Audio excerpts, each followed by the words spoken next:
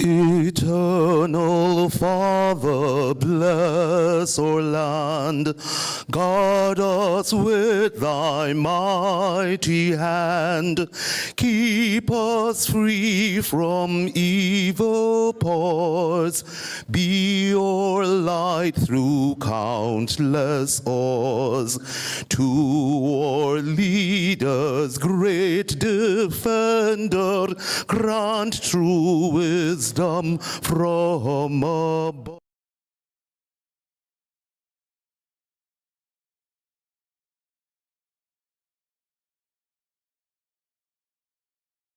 We love Jamaica, Jamaica, Jamaica, land we love. Teach us true respect for all, stir response to duty's call. Strengthen us, the weak to cherish. Give us vision, lest we perish. Knowledge send us. Heavenly Father, grant true wisdom from above. Justice, truth be ours forever. Jamaica, land we love. Jamaica, Jamaica, Jamaica, land we love.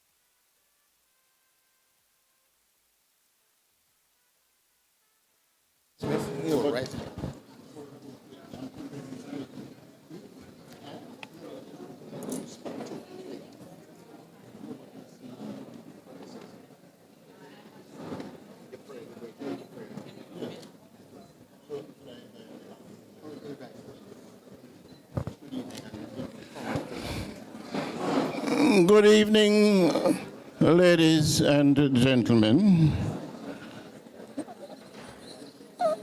I have the distinct honor and privilege of being asked to be the moderator for this very special symposium.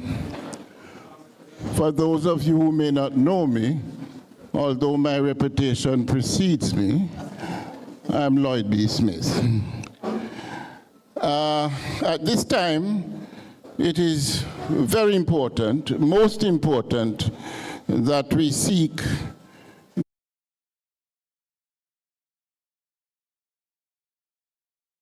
At this point, I'm going to invite the Reverend Glenroy Clark, to come forward and pray for us. Reverend Clark. Let us quiet our hearts in prayer. Creator God, we thank you for another moment, another time we can come together to reflect and to commit ourselves to the ideals of our political party. We thank you, Lord, for your grace and for your goodness. We thank you for your blessings on us as a country. We thank you for our presenters.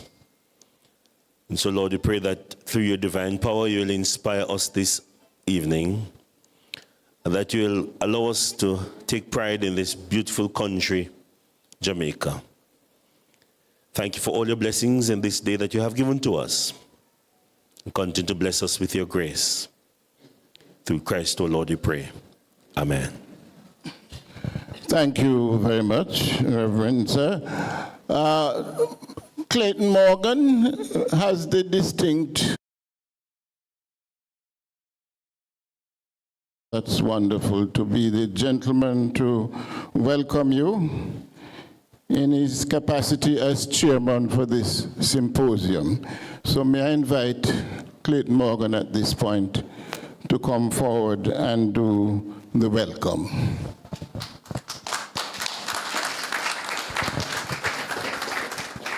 Thank you very much, Governor.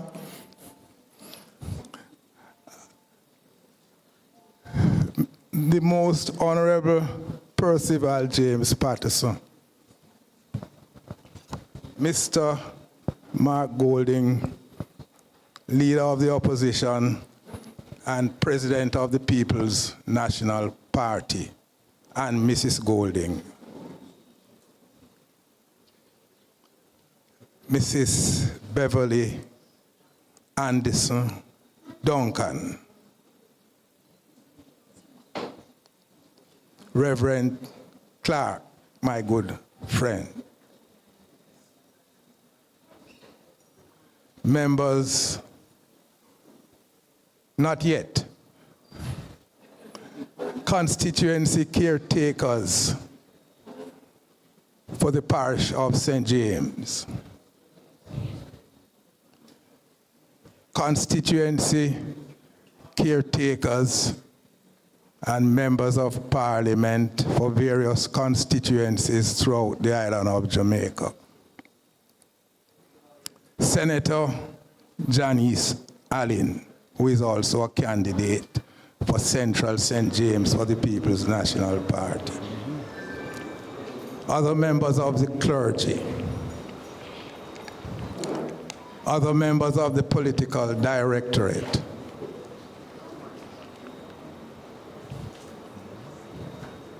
my friend Mr. Godfrey Dyer and Mr. Lachu Ramchandani, my friend and colleague, not at the bar, but politically speaking, Mr. Andre Hilton, who is chairman of the Outreach Commission of the People's National Party. I see my colleague, Mr. George Duncan, and I see my other colleagues of the Region 6 Outreach Commission of the People's National Party, who I have the honor to chair that committee. So on behalf of the Region 6, I want to welcome you all to this symposium this evening. It's in the middle. I just want to say that this is the first in a series of these events that we intend to convene throughout Region 6.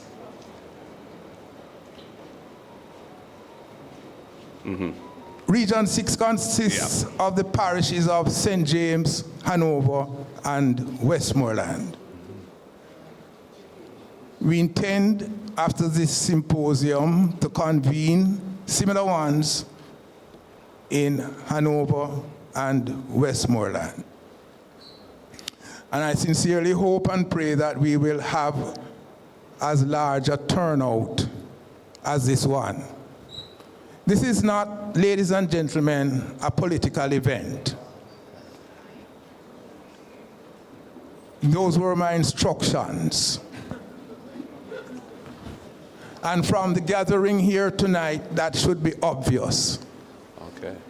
This is an event which, if I may say so, is really mostly Mr. Patterson's event.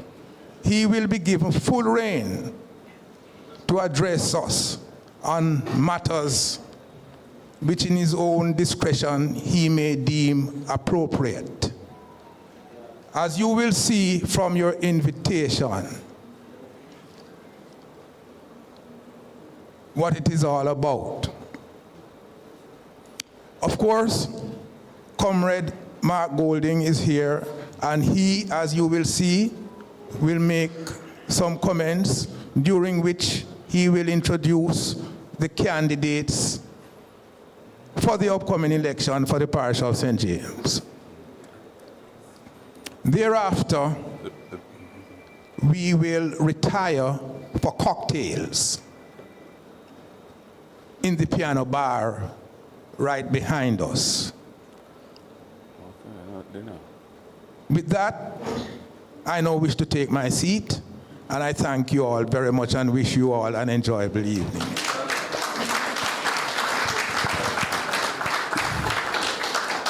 Well, Clayton, you are taking your seat, although you said that this is not a political affair. Thank you very much, Clayton. Just to remind the audience that as far as is possible, could you not walk too often within the aisle section, as the main cameras that are focused on our very special guests must be able to do so unencumbered. Also, just to remind you that this particular event is in fact being broadcast live. Mr. Patterson, you remember in the good old days, live and direct. So, ladies and gentlemen, we are here with the theme, learning from yesterday to navigate tomorrow. A very profound statement that carries a lot of depth and meaning, especially at a time as this. And what better person to take us on such a journey than our esteemed former Prime Minister and the President of the People's National Party, who has served this country in so many various capacities. But I'm sure you would also want me to mention, as the governor, that he's also from the West, And I know he's very proud of that fact. Ladies and gentlemen, when I was asked to moderate this program, I distinctly told one of the organizers that we have a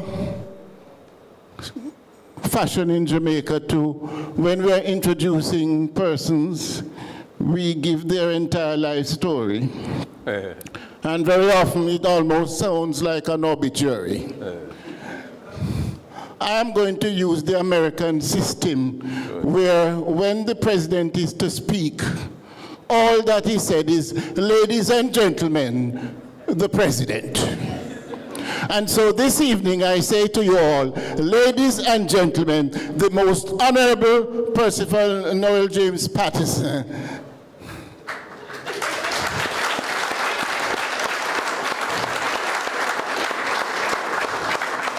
And so, sir, without any further ado, I will now turn over the proceedings to you to make your highly anticipated presentation.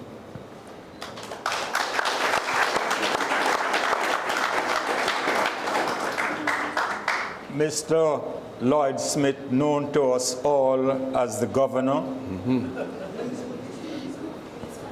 Mr. Clayton Morgan, chairman of the Region 6 Outreach Commission. That's right. Comrade Mark Golding, Respect. president of the People's National Party. And I'm so delighted to see Mrs. Golding with him.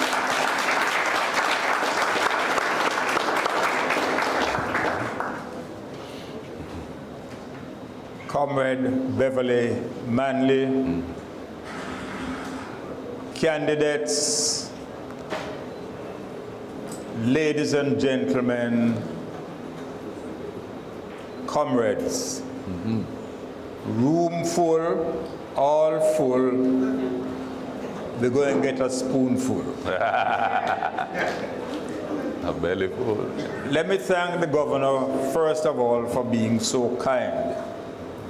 I get very upset when I am being introduced and they try to tell portions of my life story. You are going to hear some portions of my life story from me tonight. Great. I want to commend Mr. Clayton Morgan and the committee for organizing this event. I didn't tell him it was not a political event. It is, but it is not a political rally. Right. And the difference is it's sponsored by the People's National Party. I'm very proud and pleased to be here in that regard. But we have always understood that any party, and particularly the People's National Party, as I will establish later, has an obligation to reach beyond the confines of its membership and to be in touch with persons in various sectors and in various groupings who may have a different political outlook than the one we share in common. Great. This is a meeting where my remarks are going to be addressed with you in mind.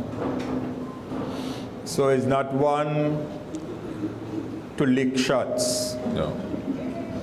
And I want everybody to be comfortable.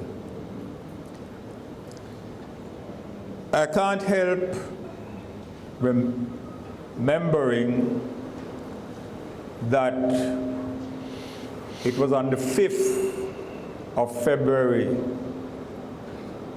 1972 that I had the pleasure of standing beside Michael Manley as we launched the most memorable, historic, and delightful political campaign which resulted in our victory in 1972.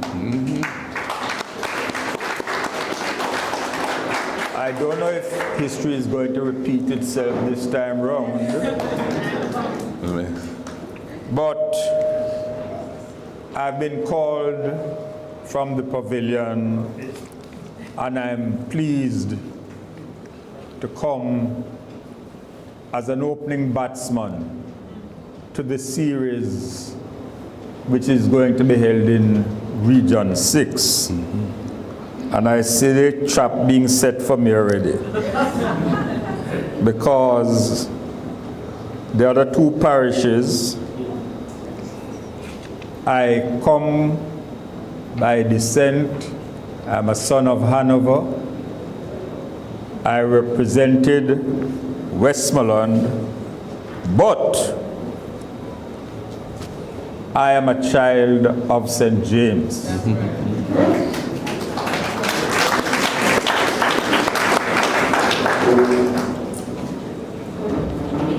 I think as we launch on our discourse, as Jamaicans, we need to be reminded affiliation to a party is a good thing, but our allegiance is to Jamaica, Yeah. the nation, out of many, one people. It is not by accident that I'm stepping out in Montego Bay. And it's difficult for me to make this presentation, and I hope you will indulge me if I am somewhat nostalgic.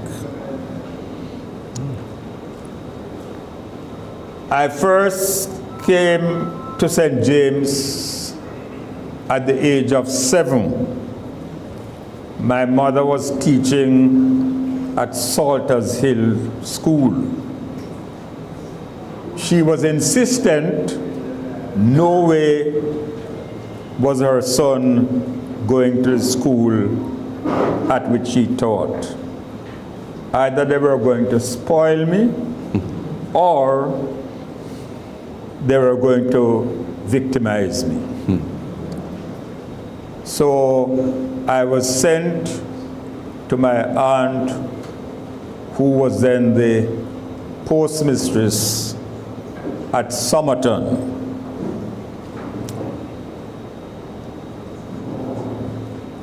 Even in my 89th year, my trip from Montego Bay to Somerton is indelibly etched in my mind.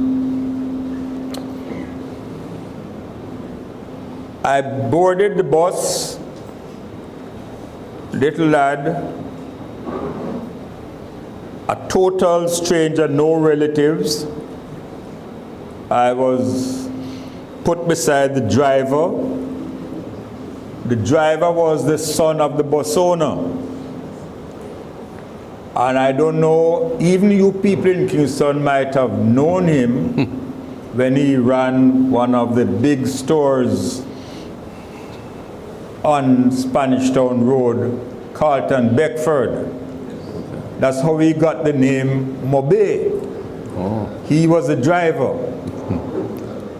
And my mother said to him, "Take care of my son until you deliver him to his aunt." The bus trip from the time we entered, coming along Strand Street, past Parade, onto Barnett Street, that part of the journey took 2 hours because we had to stop at every store and pick up the people who had come from the country to make purchases there.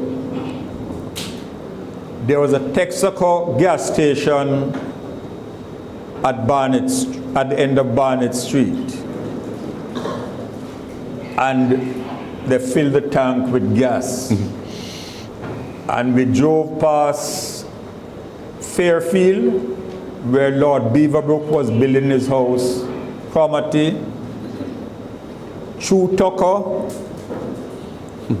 Irwin, Johns Hall. Johns Hall was the first stop. All the men went into the bar, came back out, played a game of dominoes, and they brought a bottle of cola champagne for the little boy and gave it to me. The journey from Johns Hall to Somerton, through Lottery, Amity Hall, Virgin's Valley, took 3 hours. What sticks in my mind is a gathering of people. They were singing Jamaican songs that I had never heard. Sammy dead. Ron Mongoose.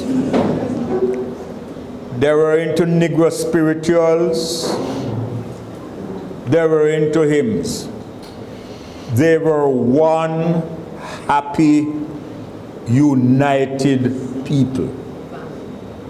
And when you hear me even today talking about a sense of civility, a sense of respect, a sense of oneness, that's what I am talking about.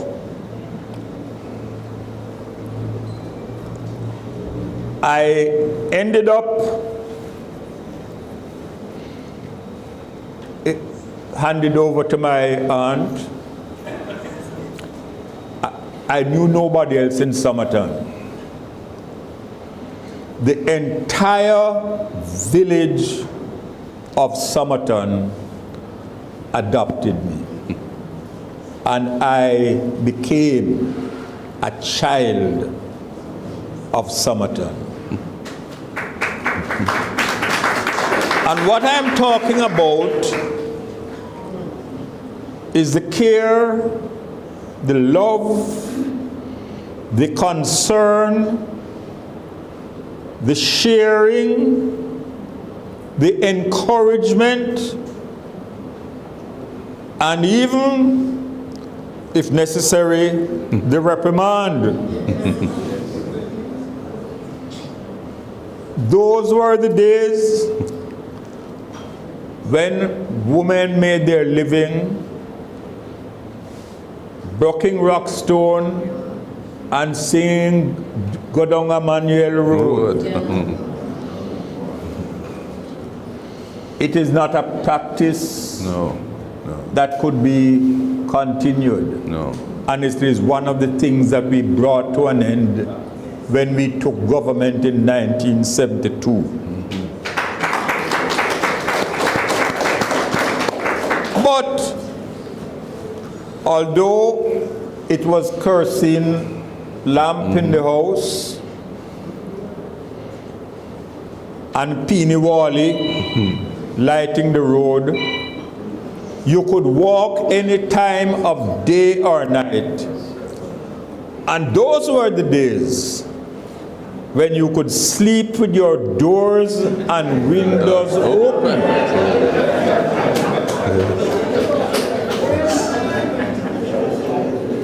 No fear of gunmen nor gangsters.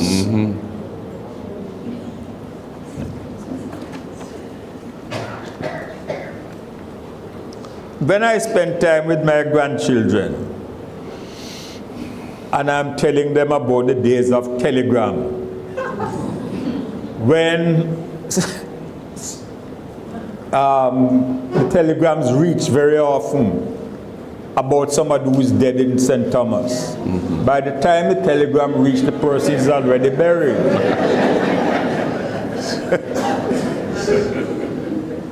And in the most delicate and politeful ways, the children said to me, "Stop tell lie, Grandpa." But in those days, the post office was the center of the village. We knew everything that was going on. And even after time, when I used to take the telegrams for my aunt, you would get the instructions when to cut bananas and bring them down, or how to get the cane orders that were taken to Barnet. I took great pleasure in walking the whole community with the people who were paid to deliver telegrams. That's how I got to know the people and they got to know me. Of course, those were the early days of universal adult suffrage. Okay. And some of you have heard me tell the story of the 1944 election and my campaign when Comrade Violet Stewart of blessed memory was my campaign manager. Unfortunately, the virus was injected in my system before I knew it.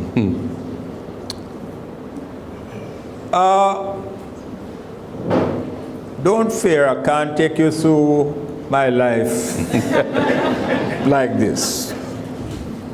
But I simply want to say that arising from then, we developed a political system where two parties have been predominant. And of course, those who will not venture for service are prepared to spend all their time abusing and denigrating those who do. True. Yes, our political system has not produced all that we would have desired, but thank God we have a vibrant, plural democracy. Yeah. We have fundamental rights and freedoms which have been preserved and which the people, the electorate, will never allow to be eroded.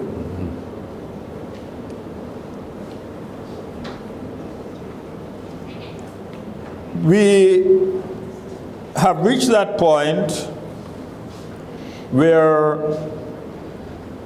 after 62 years of independence, the time has come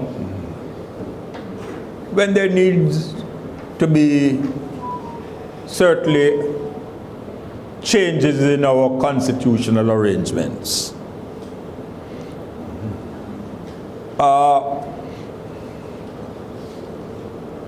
I want to remind everybody who seems to have forgotten that we spent a lot of time during my administration trying to fashion changes, some obvious and immediate changes. That was done in a consultative spirit. Yeah.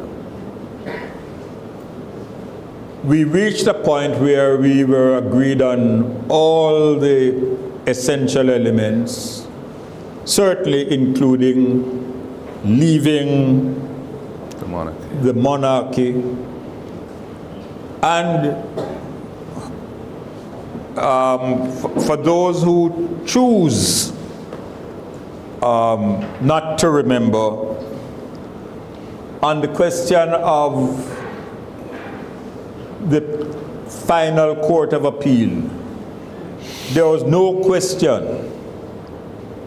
The report itself said, when we leave the monarch's crown, we also leave the monarch's court. And without going into the long background, I just want you all to be mindful of the fact that Bustamante and Manley, who were both committed to the monarchy, accepted that our final court would not be the Privy Council. And that is why the provision about the Privy Council was put in by both of them as a simple amendment, so that when after the other islands had achieved their independence and we had agreed on a judicial system to establish a federal court, then 110 would have been taken out simply, and the new federal court, which is the CCJ, would have been inserted. Some people are trying to make political mischief by suggesting that the reason for the position taken by the opposition party has something to do with who was Marx Golding's father. Oh, gosh. It is imbecilic. Good word. And I'm being charitable when I say that. I would go further. I'd go further. That position has nothing to do with Mark Golding. Correct. There is no way the People's National Party, whoever is the leader, ever agreed to a situation where we leave the monarch's court and we don't have sufficient confidence in ourselves to administer justice which is accessible to the people we represent. Of course, there are some other issues which I am not going to delve into, but there is at least one abhorrent proposal in the present bill. Yeah. I don't speak for the party. Mark does. I speak for myself. Yeah. No. If they ever try to pass an amendment that says we have a ceremonial plus president that is appointed by 2/3 of both houses on the nomination of the Prime Minister after consultation with the leader of the opposition. And if he doesn't go through on the first round, then that person can be appointed by simple majority on the nomination of the Prime Minister. Crazy. I am going to be the first one out on the road because that cannot spin.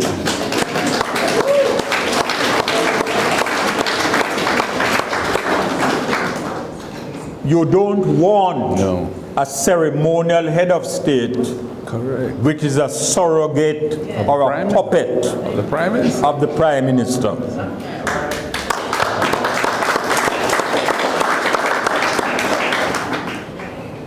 I want to touch on another area which has to do with our electoral process. And I have to put it in context. When in 1979, Jamaica appeared to be on the brink of a civil war, fueled by the external intervention of the Central Intelligence Agency. Yeah, yeah. I repeat,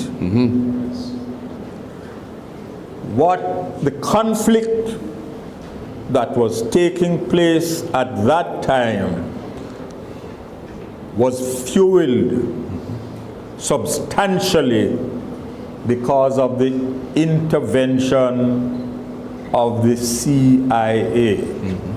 And we now have conclusive evidence. That's right. And we know who were the players, including who was the trigger man on the other side.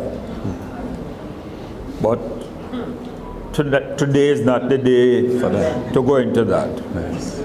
But it is against that background that we set up what was then the Electoral Advisory Commission, which is now the Electoral Commission. Yeah. There has been one cardinal rule, which is to accept the recommendations of the Electoral Advisory Commission. Correct. And that is why we have insisted that within that commission, there must be political representation. Yeah. So that the differences That's that right. arise on partisan sides are taken into account They are. in the recommendation that is forthcoming. That's right. For the first time in our history,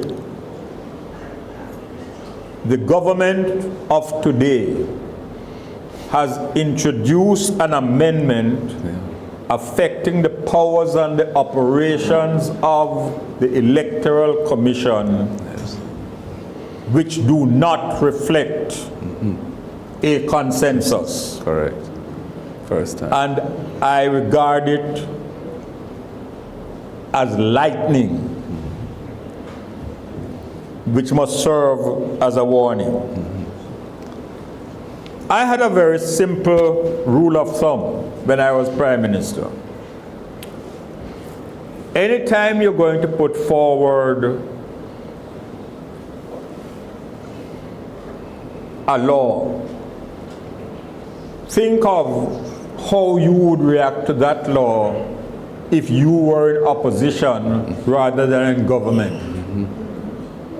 And if you know it will be unacceptable to you in opposition, do not pursue it.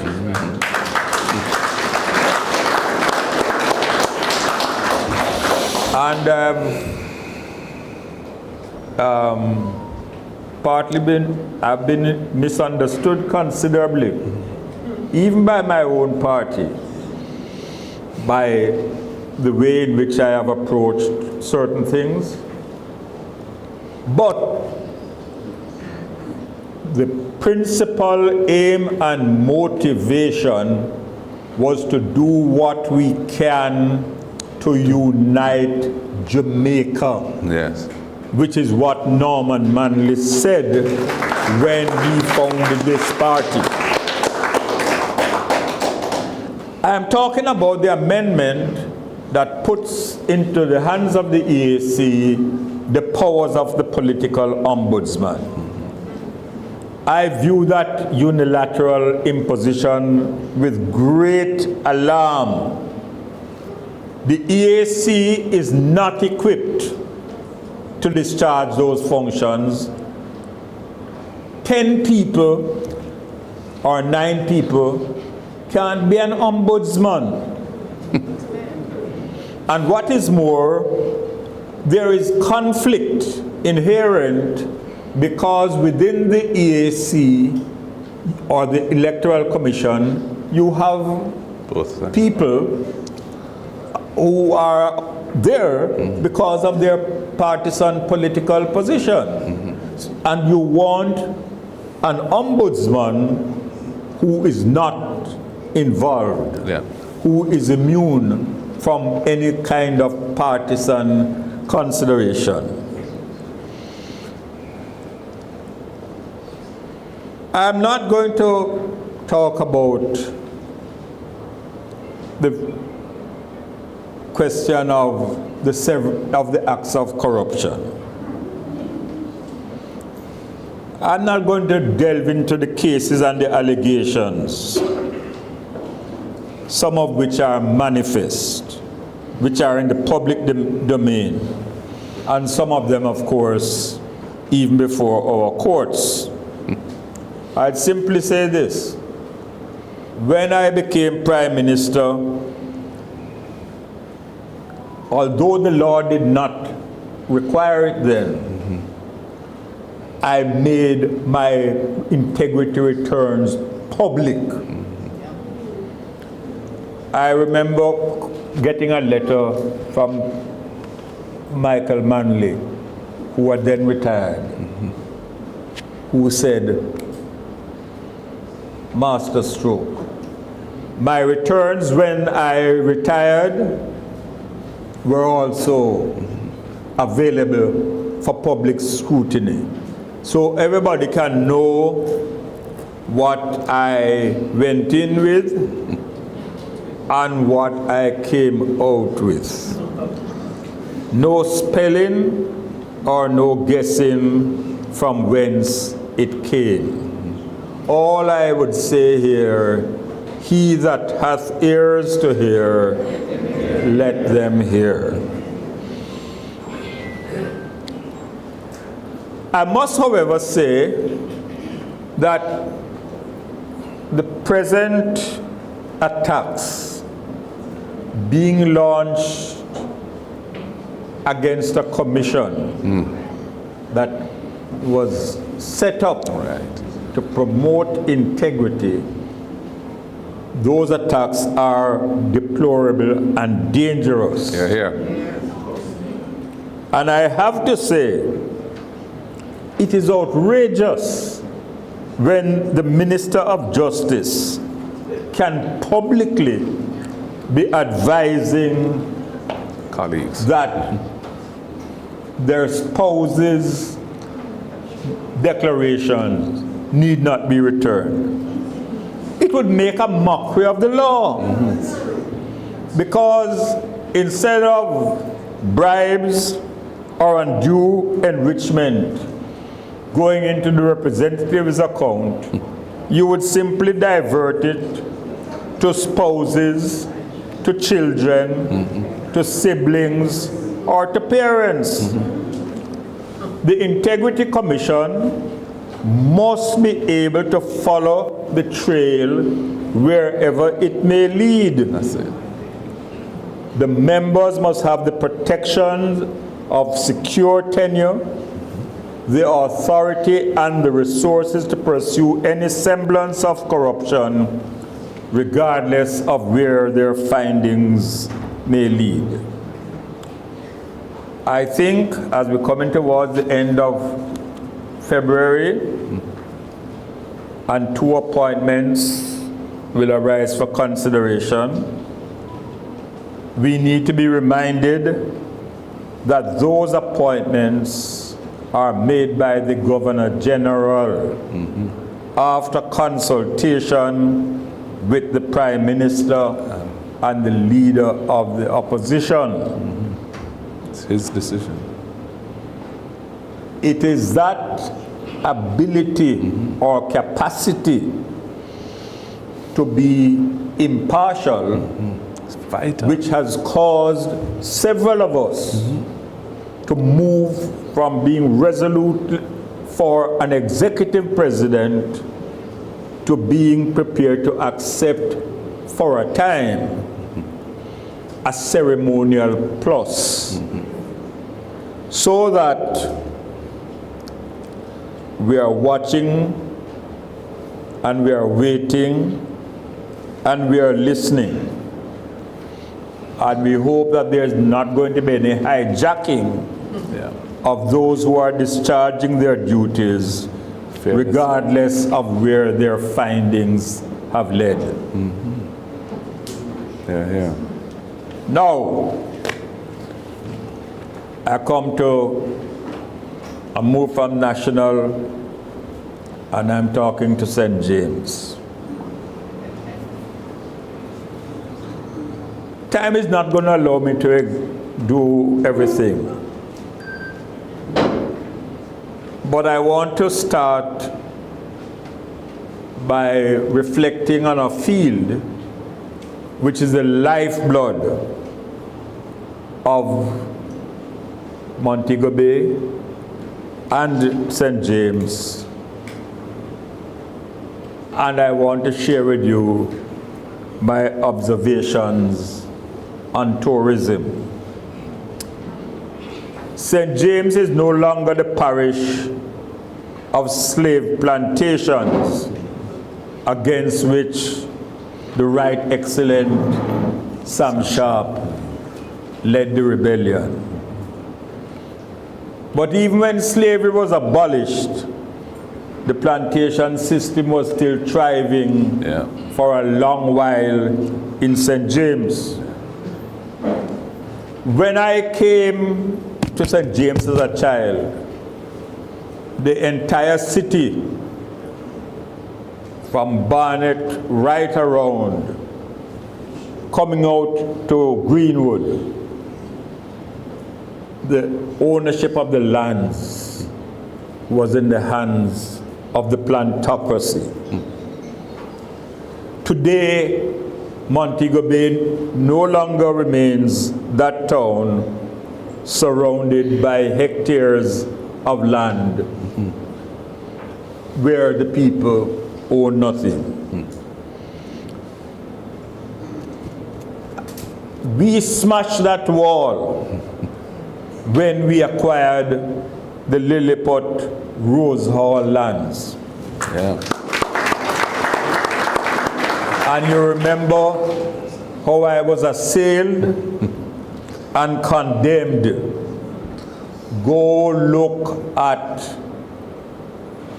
the corridor as you enter Montego Bay and think if any of that would have been possible but for the work done by Michael Manley and P.J. Patterson in settling that matter.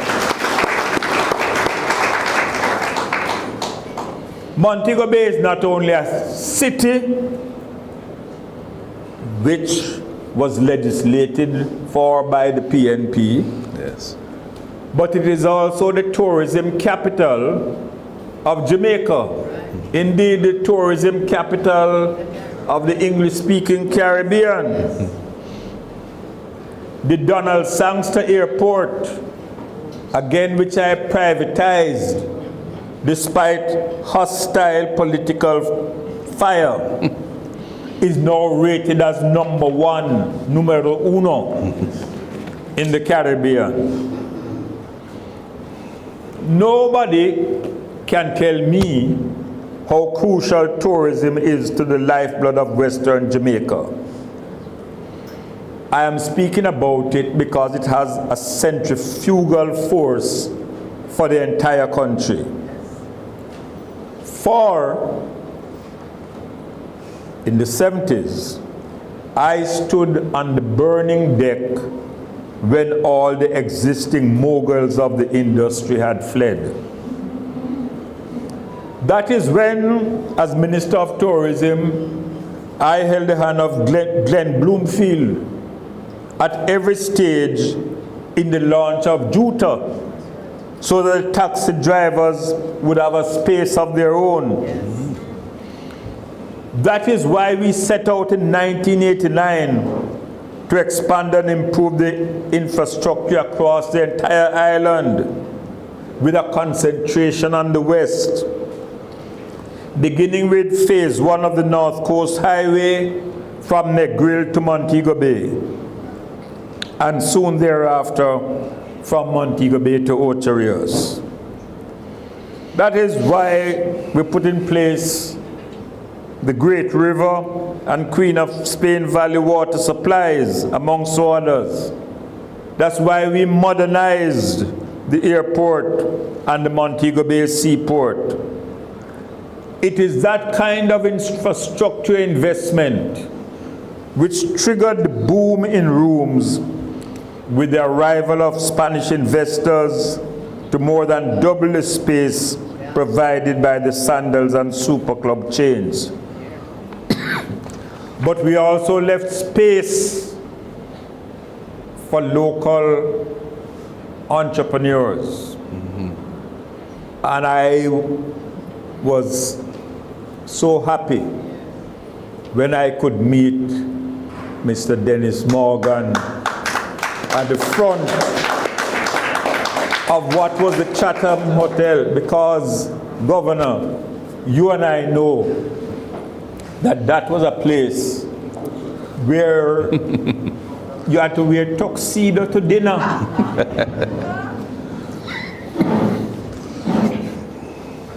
We opened new attractions to improve our product mix. I note with personal satisfaction the efforts of Minister Bartlett to explore new markets and increase our visitor range. And I give him due credit. But I say, if you are claiming to surround tourism with a green jacket, it's not going to work.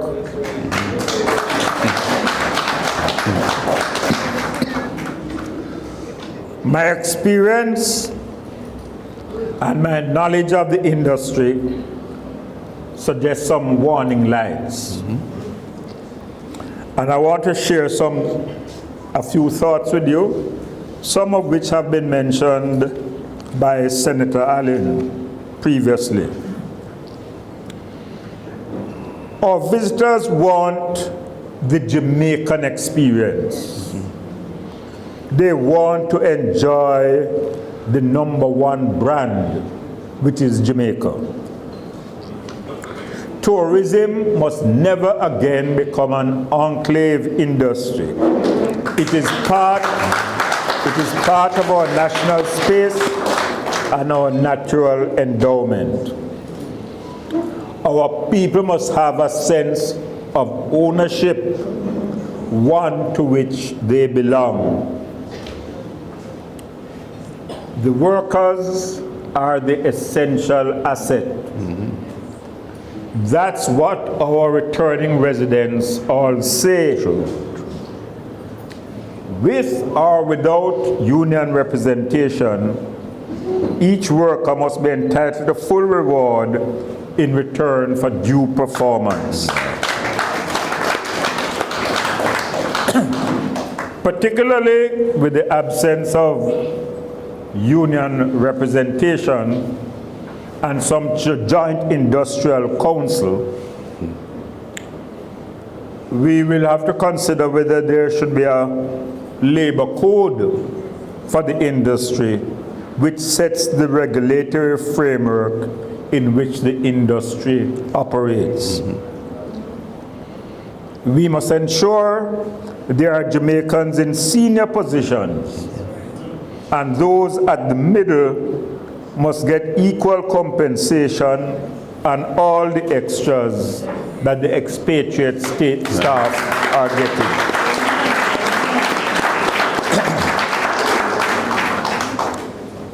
There must be stronger and lasting linkages with the vital sectors led by agriculture.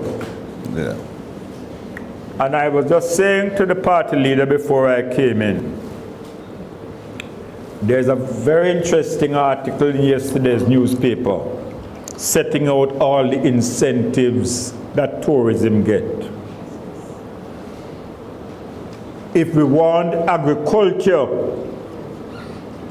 To step up. to be a center for development, which is essential for food security, which is essential for rural development, then we must be prepared to give agriculture the same set of incentives as we do for tourism. And nobody must quote me because I am not saying that we must impose any tax. I am saying, however, that we may have to look somewhere at a dedicated fund. Right. That's what we did for the Tourism Enhancement Fund. Yes. Right? And they have now taken that Tourism Enhancement Fund into the Consolidated Fund. Yeah. And they use it for almost everything except enhancing the tourism areas and the people that benefit from tourism. The tourism industry has to have linkages, horticulture, Yeah. artistic works, Yeah. paintings, sculptures, pottery, with industry. We can't be importing entertainers when Jamaica has the best entertainers in the world. We have to link sports with tourism. That is why the Trelawney Multi-purpose. Oval was placed where it was.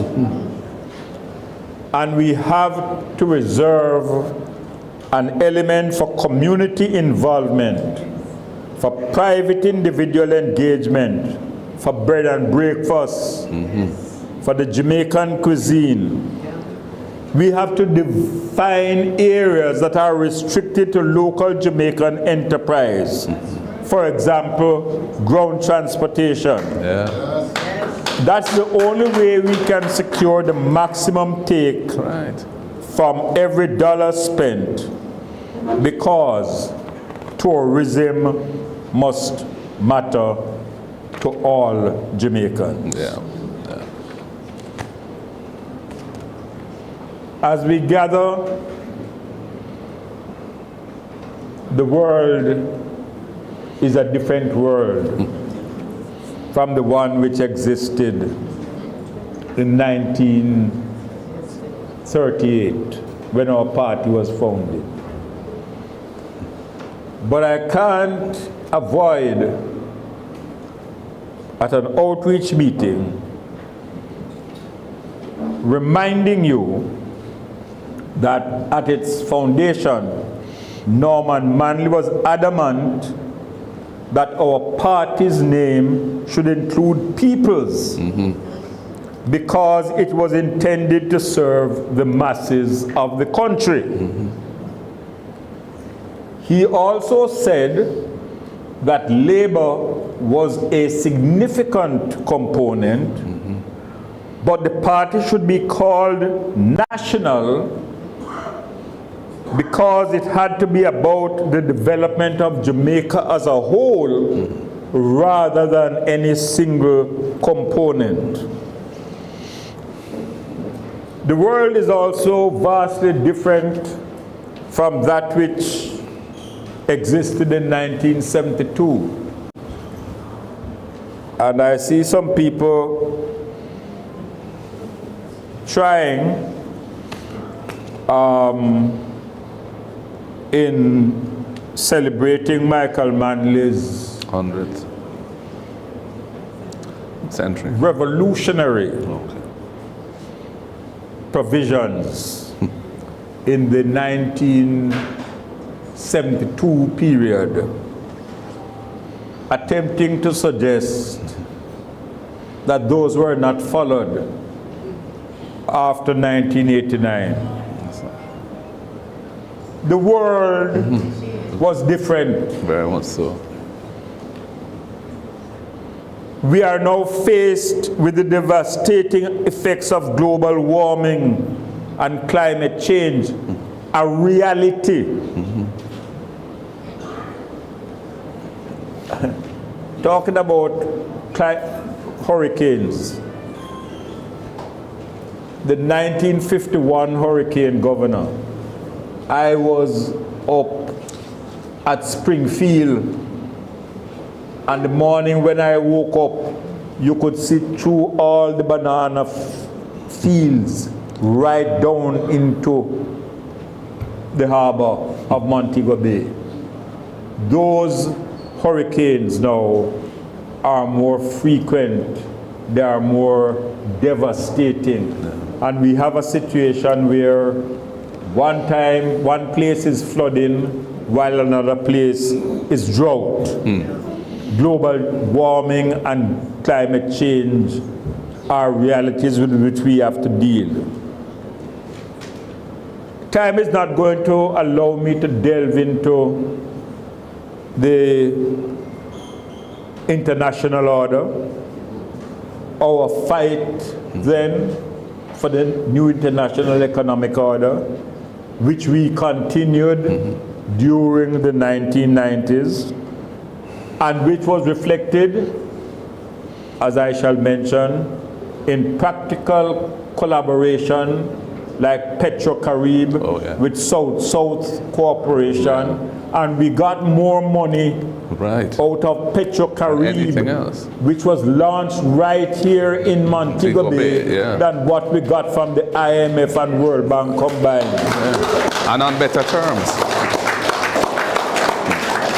We have to deal with the spread of military conflicts and global pandemics, all of which trigger crises of migration and poverty. And then since January 20th, we have to deal with the challenges and uncertainties which flow from a country that is seeking to maintain a single hegemony, and with a president who believes that America owns the world.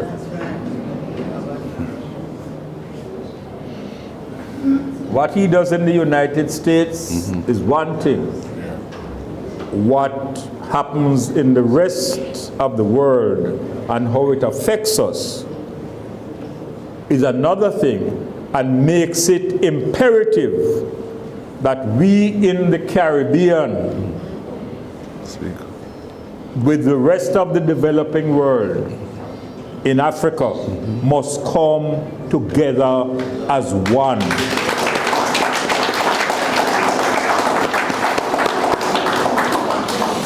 In Jamaica, we are confronted with crimes at levels and of ferocity which are unprecedented. We are encouraged somewhat that there's a drop this year when compared with last year. But they are intolerably and unacceptably too high. Nobody in Jamaica can feel safe in the present situation. As to the roads,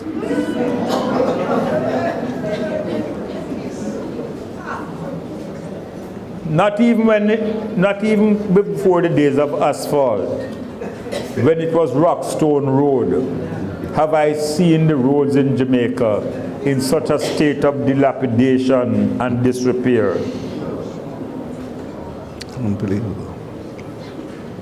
Despite the National Health Service, which was created during my regime, and without which we could not have survived the last pandemic. Despite that, our health system is tottering on the brink of abject failure. My charitable side is not going to cause me to talk about the Cornwall Hospital, starting with 1.2 billion, and it is now 21.5 billion and mounting, and the hospital is still incomplete. Nowhere else in the world but Jamaica could you have a project like that and not even one head rule. It's crazy. Not one. And despite all the boast about prosperity, and despite the economic indices, there are too many families which simply cannot make ends meet. Yeah. There's a recent report that shows hunger and malnutrition in Jamaica are at an alarming levels. Yeah. No wonder the birth rate is also falling. Can't make love on a hungry belly. But worst of all, and this I say because the polls say it, there's a breakdown of trust and confidence in the country. We have to change course. We are moving in the wrong direction. The moral order is under siege and the social order in decay. We have to come to the rescue of Jamaica, land we love. Time to restore the precepts of transparency and accountability. Yeah.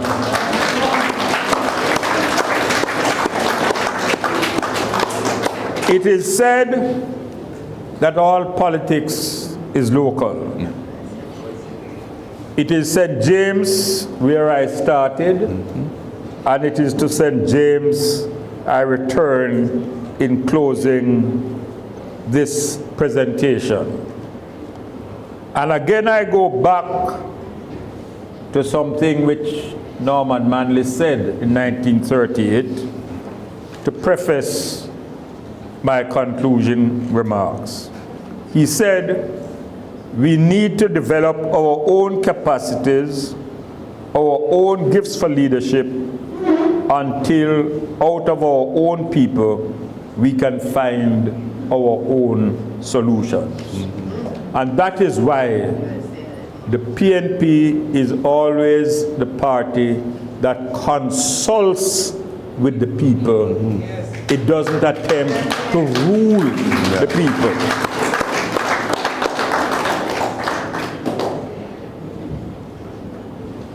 Sometime last year,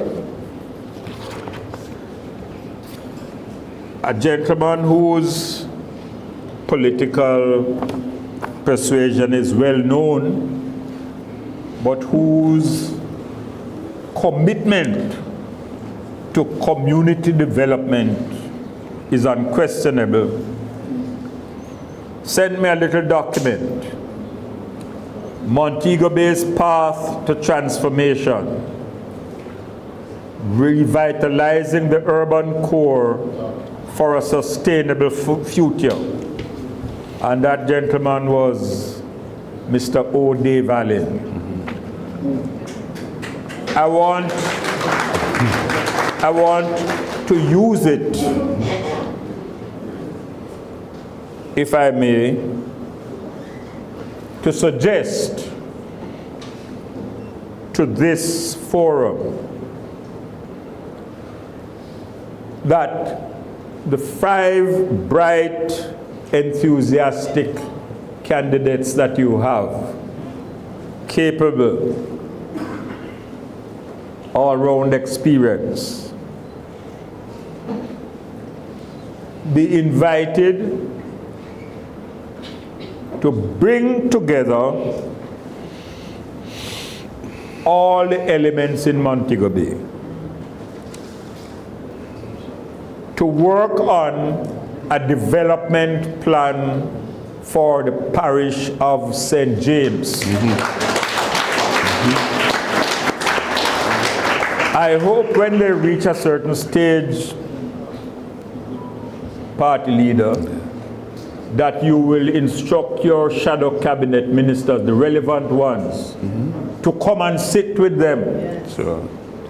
So that there is a plan for St. James, which has the inputs from those skilled in urban and rural planning, our teachers in education, people in health, engineering, the church, business, both big and small, farmers, the artisans, entertainers, transport, to finalize a comprehensive plan of action for St. James, so that when you enter Jamaica House, after the appropriate signal, you can put in place the wheels to get going And plan. to restore St. James to its pristine glory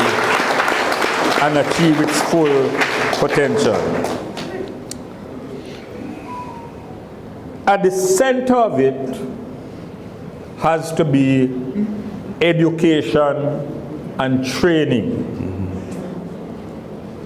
And I can't help but remind you that during my time, I built 17 new secondary schools in Western Jamaica.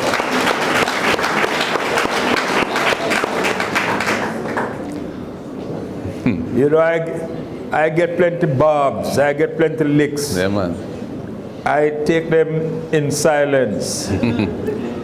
Because whenever I have asked for the verdict of the people, they have given me the sign of approval. Straight. Education and training is necessary to increase productivity and boost income levels. We saw what happened with the 807s. We are faced with the same thing with the BPOs. We want to lift the training to a higher level so that the income that the people who work in it is increased considerably. I mentioned Petro-Carib a while ago. One of the things that Fidel, Hugo Chavez and myself talked about when we met at Rose Hall was the building of a university on the lands at Montpelier. We wanted it to be a training center that brought together the Hispanic countries and the English-speaking countries. Perhaps we have to look at a university now in Western Jamaica of a different kind. You are into the service industry. Yeah. So it has to be training, nursing, the creative arts, to provide training which, again, another son of Western Jamaica coined Rex Nettleford as the creative imagination. And you have to encompass as well the field of artificial intelligence. Right, right. And Right. so long as I'm alive during your term, I'm going to be supporting the MPs from Western Jamaica, because I am a Region 6 man. Time comes for us to have a university of our own down here.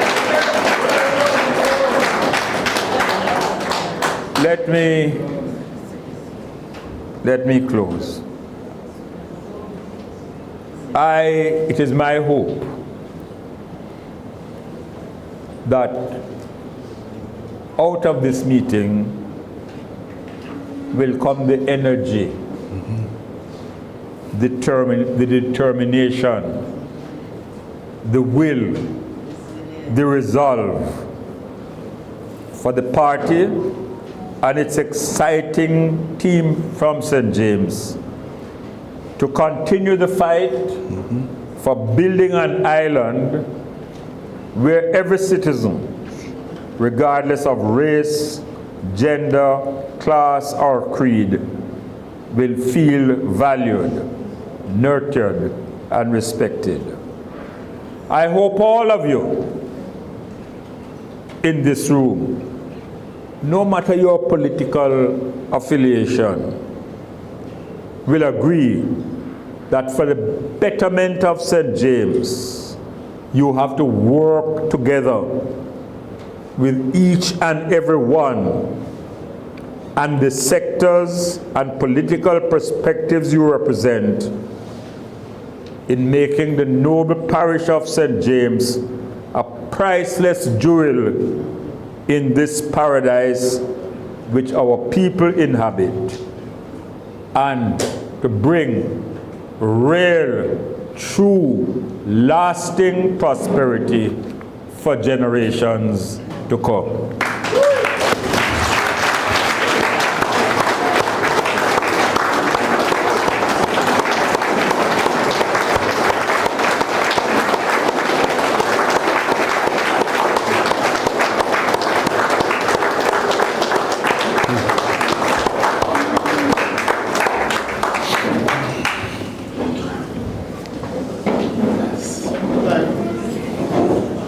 Thank you. Go ahead. Yes. Are you hearing me? Yes, you are. Back on. Well, that was indeed a fantastic journey, wouldn't you say? Yes. From, where did it start? Somerton? St. James. And you did a tremendous thing, Mr. Patterson, by went all the way national, international, and you came back to St. James. Truly, you're a man of the West.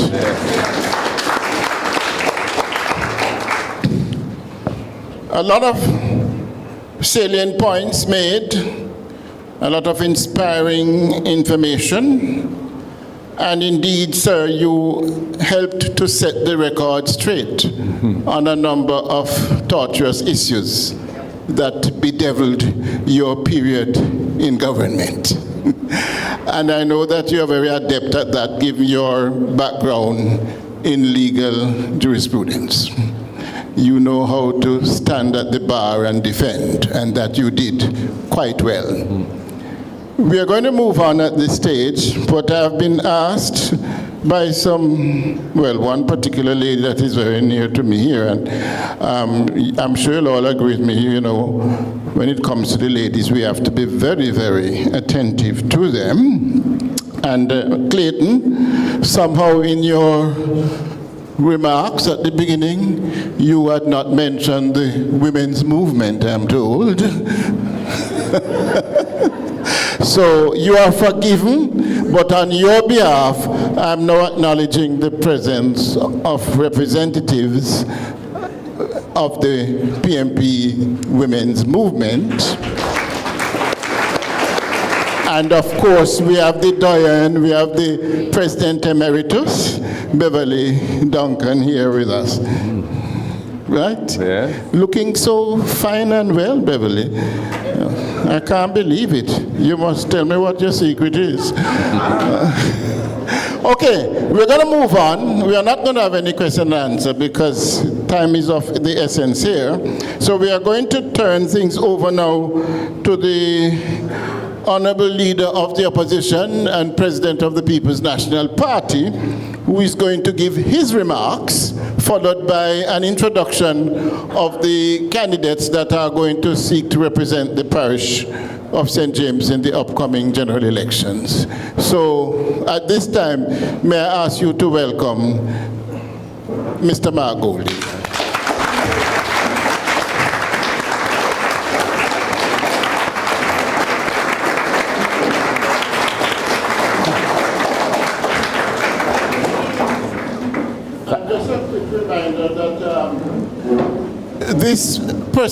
The entire affair here is being broadcast on BOJTV, right? Is that the correct name? Yeah, we have to give them a little big up, you know, BOJTV, right?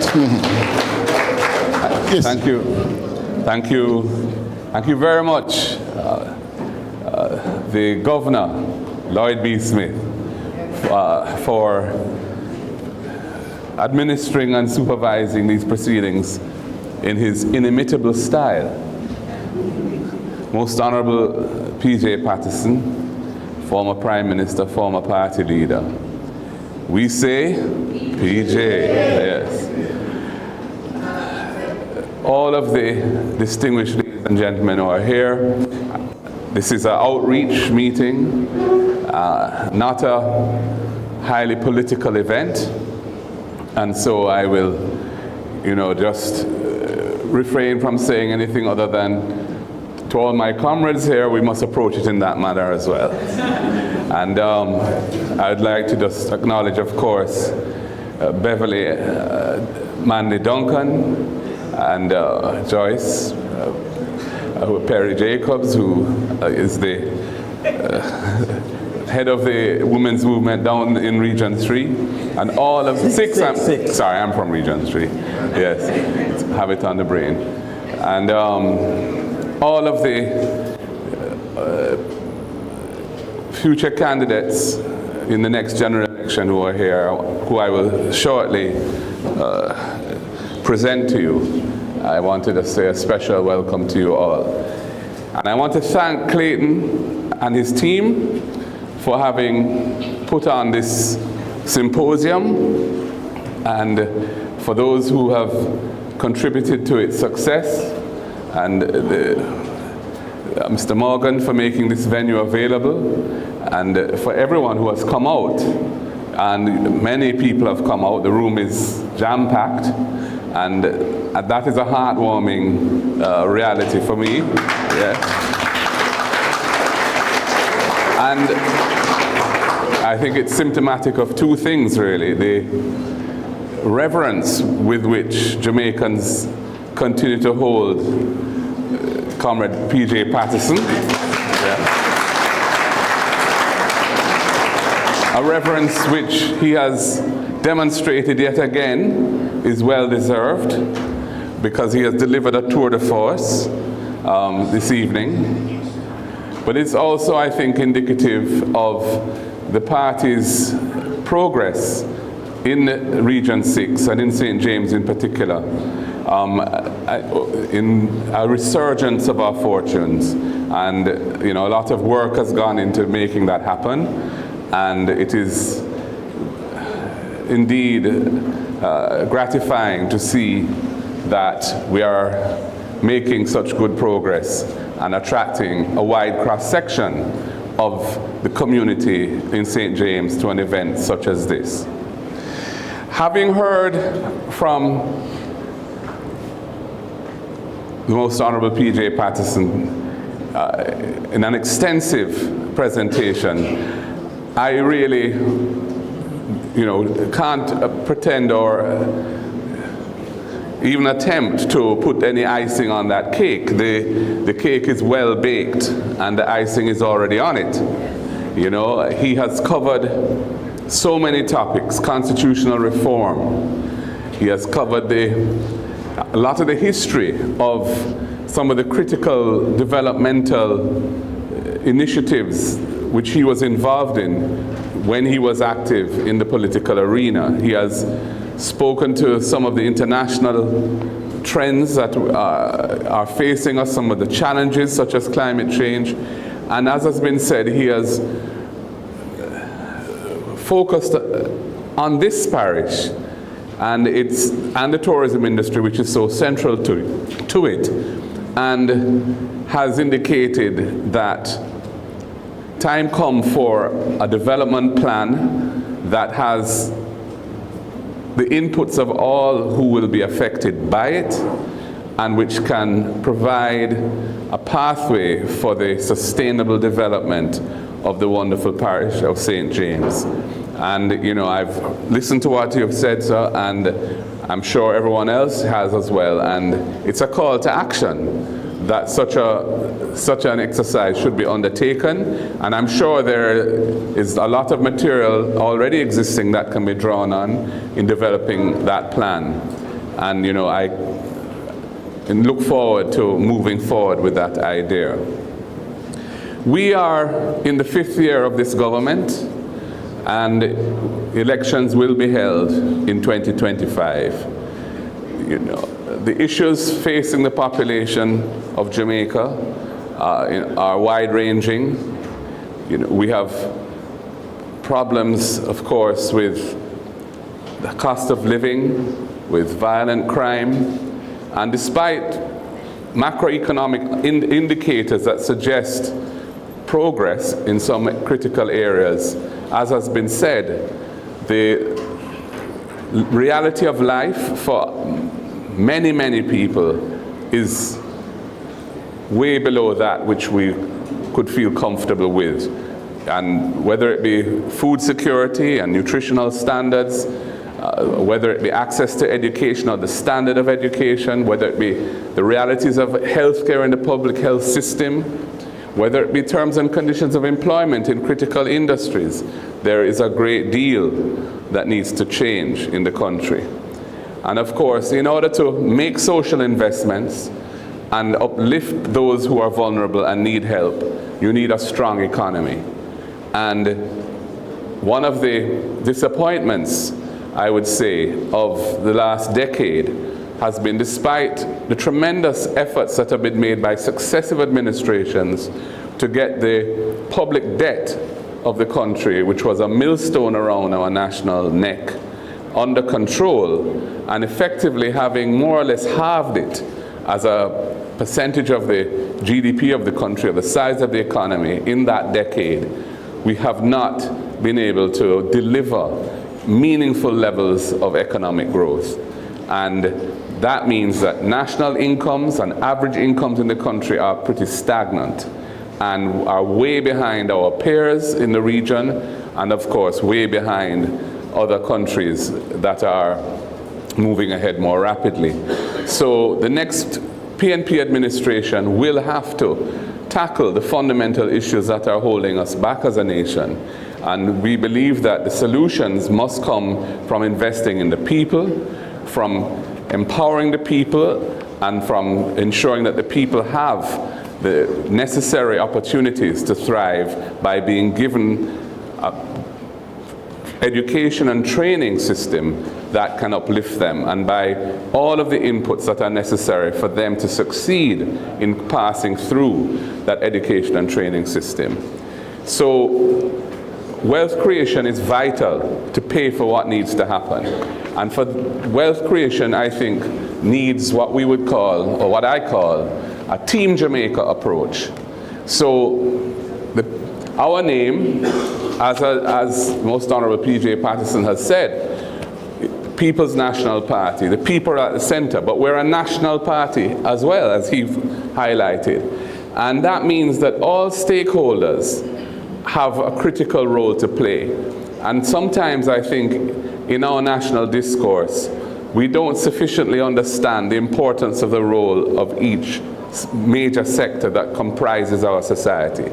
And I think that if we look at it from the point of view of Team Jamaica, where the role of the state is to get behind those elements in the society that are needed to invest and to make the economy grow. Unless we do that, we will never reach our full potential. And we see other economies in the region which have adopted that posture, and where they're making tremendous strides moving forward at a rapid pace. And we need to do that. We need a bureaucracy that is supportive of the business community, a bureaucracy that allows things to happen with momentum and pace, so that you can build a cycle of development and positive spin-offs that are needed to generate the energy of strong economic growth. And I am committed to playing a critical role in the next PNP administration, to dealing with some of the weaknesses and failings of the existing bureaucratic system of the country.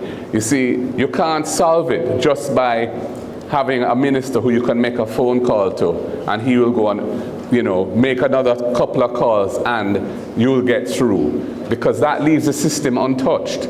You have to solve the processes in a rule-based system to make them more efficient for the future. And requires a series of skills which I believe I can bring to the table there, and I look forward to playing that role.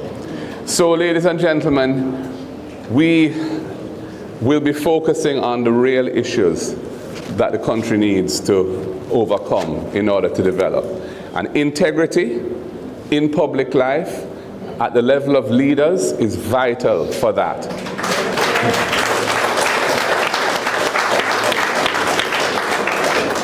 The people must have trust and confidence that the persons who they elect to be the custodians of public resources, of taxpayers' money, and the systems that are employed in investing taxpayers' money and spending it are above reproach and are being utilized entirely and solely for the benefit of the people as a whole. And that has to be the ethos with which we approach public life and our role as political leaders. And I think absent that, we will never move forward as a nation, because we will not be pulling in a common direction. And that is an issue which I intend to pursue relentlessly when I become the leader of this country.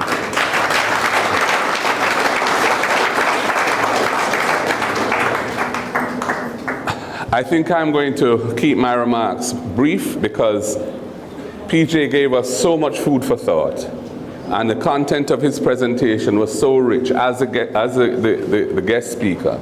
I don't want to in any way attempt to provide another body of ideas to compete in any respect with the tremendous offering that he has provided, because it is necessary, I think, for us to cogitate, to think, and absorb some of what he was saying, all of what he was saying, because it was so fundamental to who we are as a people and where we are as a nation, where we're coming from and where we're going, consistent with the theme of the gathering, learning from history to navigate tomorrow. So my remarks, I think I will bring to a close, but I will now seek to play the other role that I have been asked to play, and that is to introduce our candidates. And I must tell you, it gives me great pleasure to do so, because we have been blessed with a very fine collection of young Jamaican emerging political leaders for St. James. We have 3 ladies and 2 men, and we're proud of that fact as well. And 4, I think, out of the 5 are first-time candidates, and 1 is a second-time candidate. And I will now go through them, and starting with in the East Central St. James, we have Rochelle Reed-Knott. Rochelle, come and join me, please.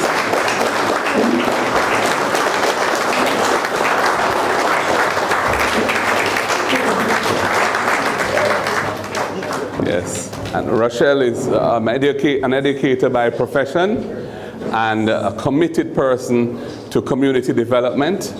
And, you know, we are very pleased that she has taken on this challenging task of representing the party in East Central St. James. We have had success in it, but not in the recent years. And so we're looking forward to Rochelle building on Violet Neeson's legacy of blessed memory and moving the party forward in East Central St. James. I will now move to Central St. James, and we have a very popular person in St. James, I believe, Senator Janice Allen.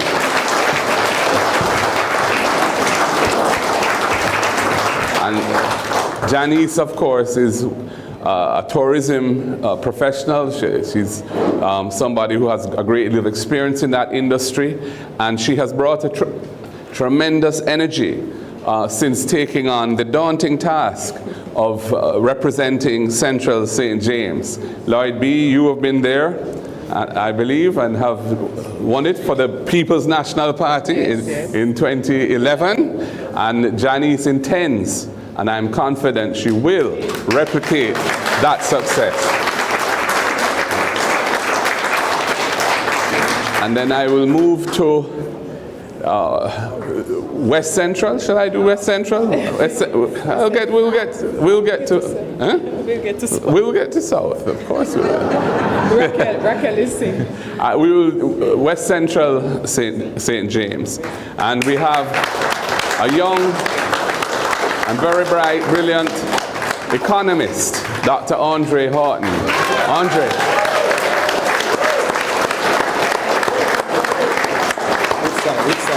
You can go right here.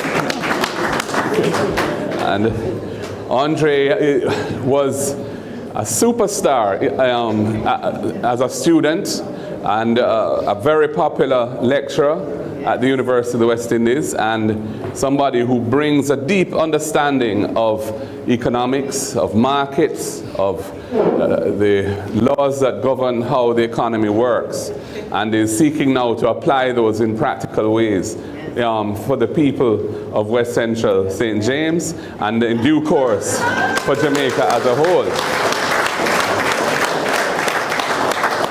I move to Northwest St. James.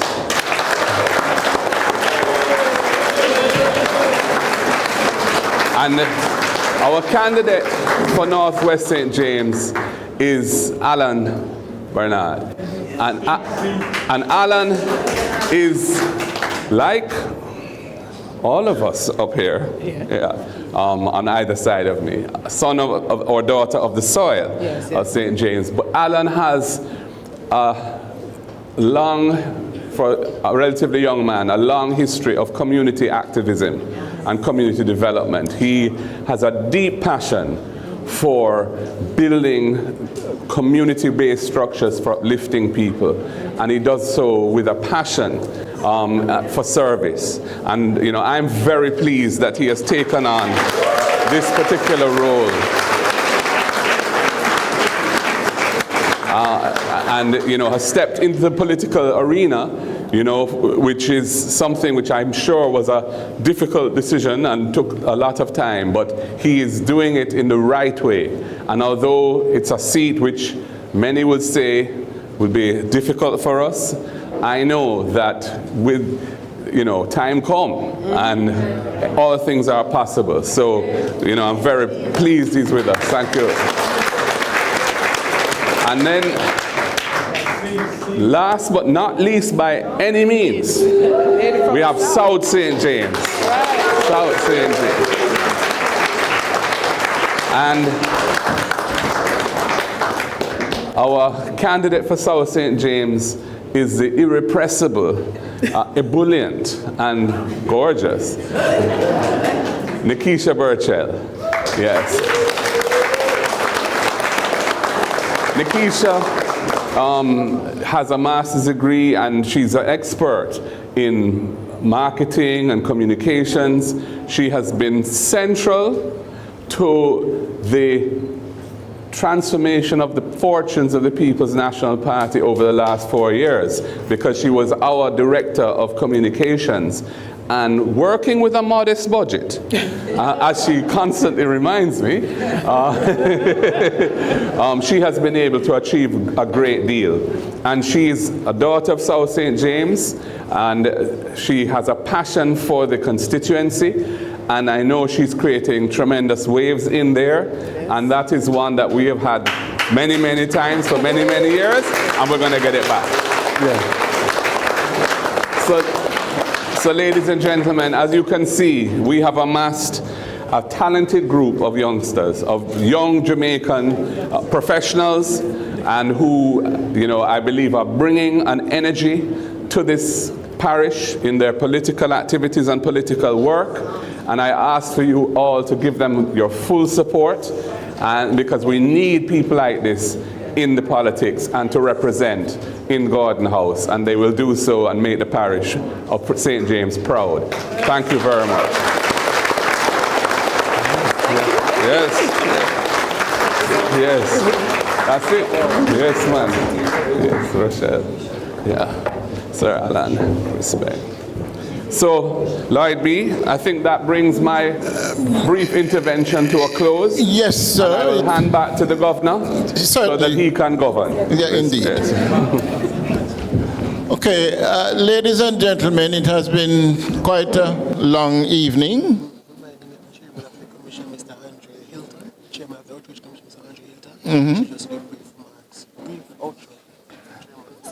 Okay, I'm just being briefed here that we are going to be asking the chairman of the Outreach Commission, Mr. Andre Hilton, where is he, to give some remarks. Brevity is the soul of wit. Thank you very much, Governor. And let me, first of all, thank Comrade Patterson and our party leader for their delivery. Coming out of this, I'd like to, first of all, thank the committee for the outreach in Region 6. Janice, I don't know all the names, Nicole, headed by, of course, Clayton Morgan, who has put on an excellent event this evening. My job is, we can't speak after the leader and the former party leader, it's just not. But what I like to say to you, and I'm a man who has been in the West for over 40 years, and a lot of you are my friends, but the People's National Party needs you. It's not just the card-carrying members that we depend on you. And so this evening, there are persons here who'd like to volunteer. Sometimes you want to do it in a very discreet way. Sometimes you may want to open the checkbook. Sometimes you may just want to help a candidate like Janice or Nikisha or Andre. There's many ways you can volunteer in the People's National Party. Time come, Comrade Leader, and we only have a few months, and we'd like you in whatever way you can contribute to assist the People's National Party and our Comrade Leader to go over the bump to ensure that we have a PMP government that we can take St. James to where it deserves to be. So there are volunteers around. Please give your names. There's an app that you can scan and fill in to say, look, here's our areas that I can volunteer in. We'll be very, very happy. Again, big up the chairman of Region 6, Clayton Morgan, for an excellent outreach event. Thank you.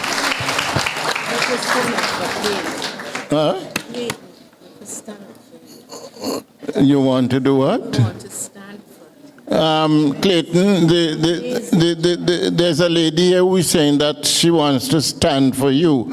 Usually it is the gentlemen who stand, but in this situation, the audience has been asked to give Mr. Clayton Morgan a standing ovation for having put on this excellent event.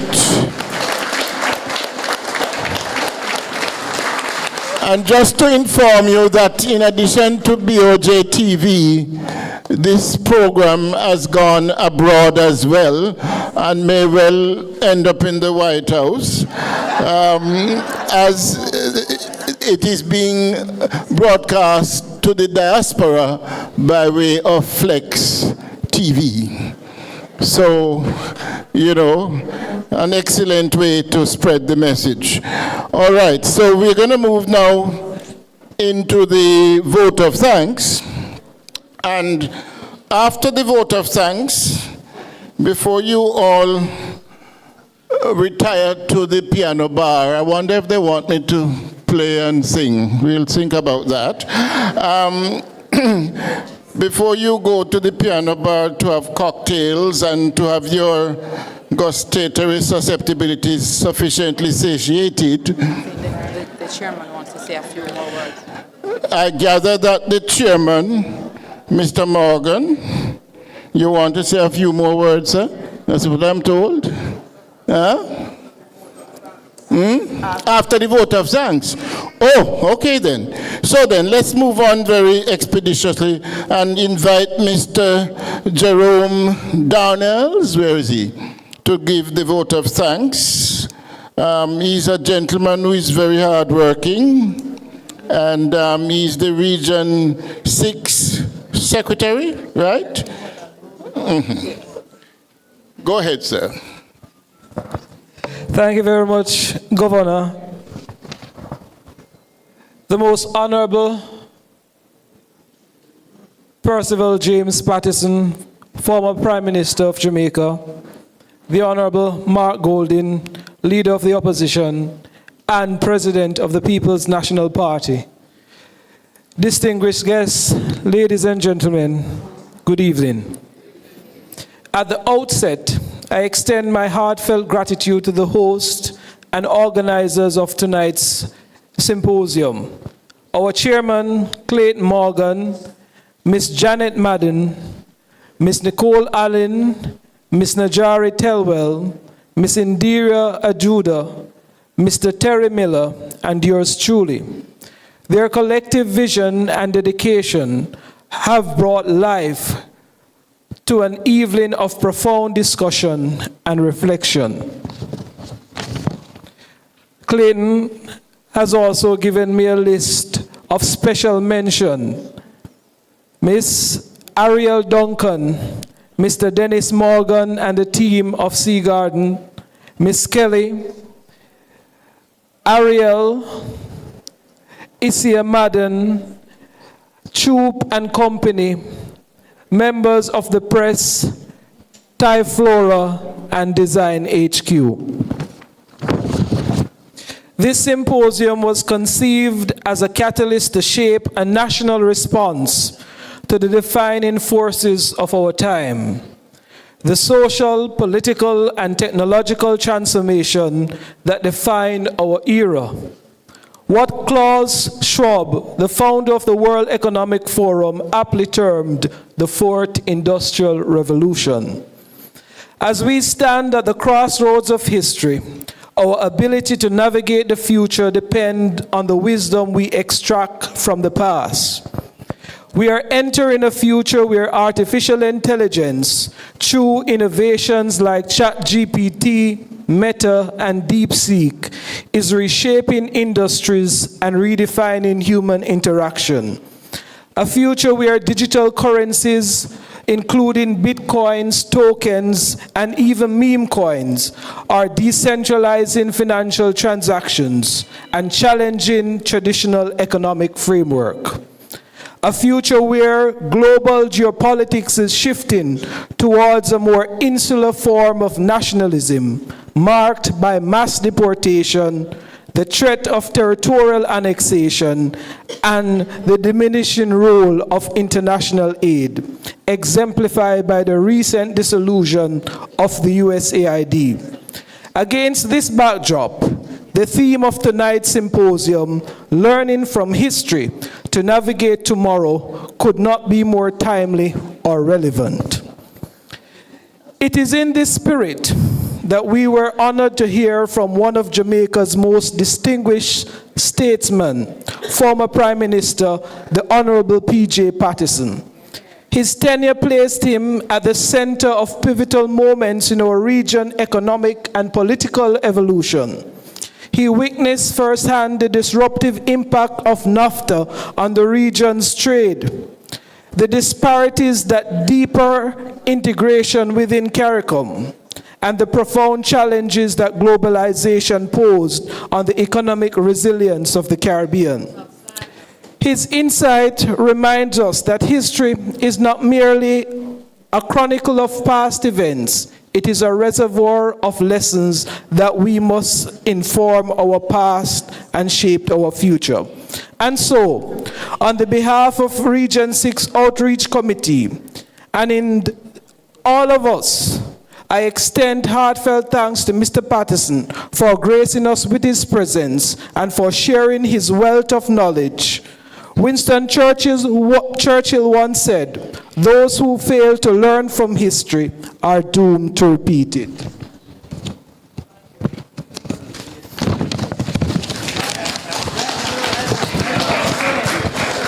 Comrade Leader, it is with profound gratitude that I extend sincere appreciation to you, sir. On behalf of Region 6, I extend thanks to Comrade Mark Golding for sharing his vision for Jamaica's continued progress and development.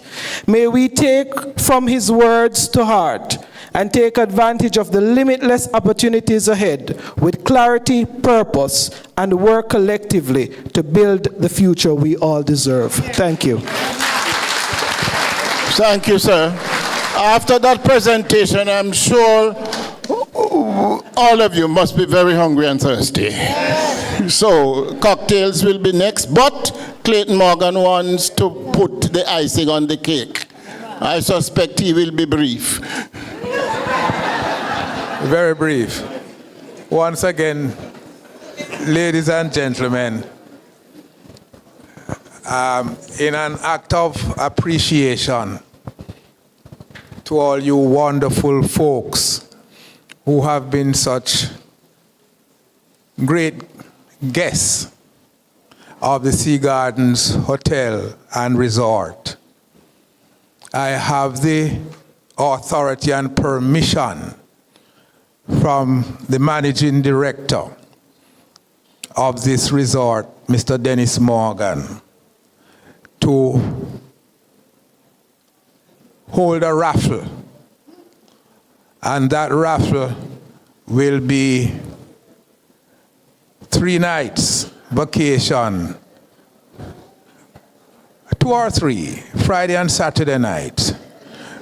Weekend, a weekend for 2. Thank you very much.